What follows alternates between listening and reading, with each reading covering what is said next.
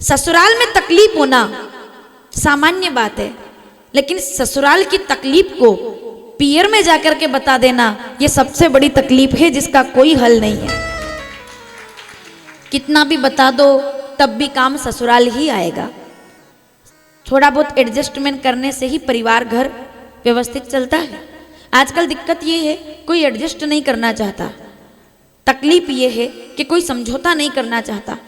पहले की बुजुर्ग माताओं ने जो यहाँ पर सास बनकर बैठी हुई हैं, जिस तरह का जीवन जिया है, अगर आज की बहुओं को उसमें से आधा % भी उनके सामने रख दिया जाए, घर 100 में से 80 घर खाली हो जाए। इतना संघर्ष करके बैठी है माता यहाँ पर।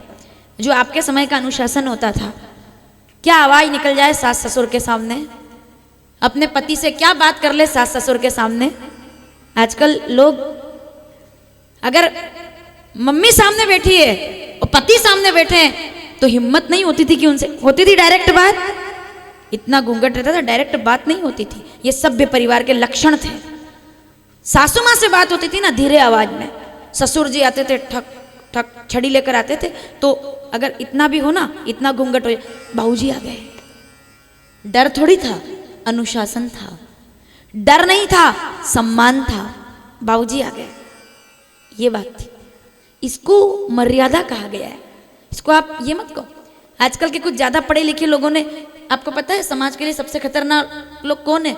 खतरनाक लोग वो हैं जो कहते हैं हम तो बड़े फ्रैंक के साथ, हमें कोई फर्क नहीं पड़ता, चाहे हमारी बहू तो जींस में घूमे, हमें कोई फर्क नहीं पड़ता।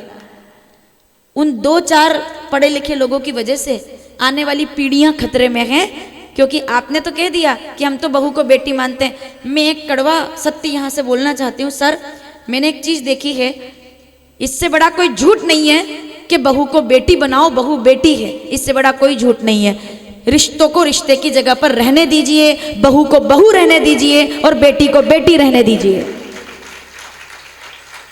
मत करो ये अपेक्षाएं कि बहू बेटी।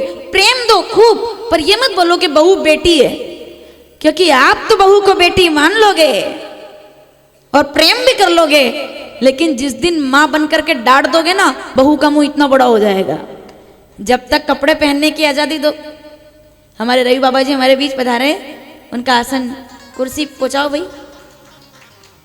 हमारे आश्रम के ही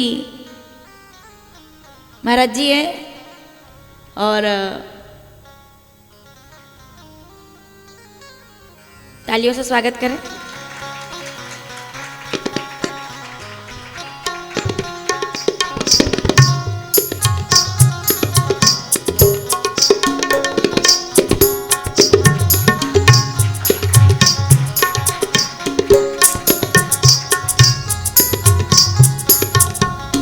मैं वर्षामृत सेवा संस्थान की ओर से दूसरी बार हमारे मंच पर पधारे हैं। इसके पहले बिहार में कोतवाली में, भैया वो देखना उधर भगवान के उधर, हाँ ये दीपक इधर कर दो थोड़ा।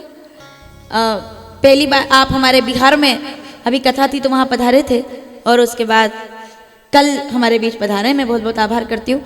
मैं गलत तो नहीं बोल रही हूँ जो बोल रही हूँ बात। बहू को बहू रहने दो, बेटी को बेटी रहने दो। बहू को प्रेम दो, आदर दो, सम्मान दो बहू के रूप में, बेटी को आदर दो, प्रेम दो बेटी के रूप में, क्योंकि बहू को बेटी बनाना बड़ा मुश्किल है।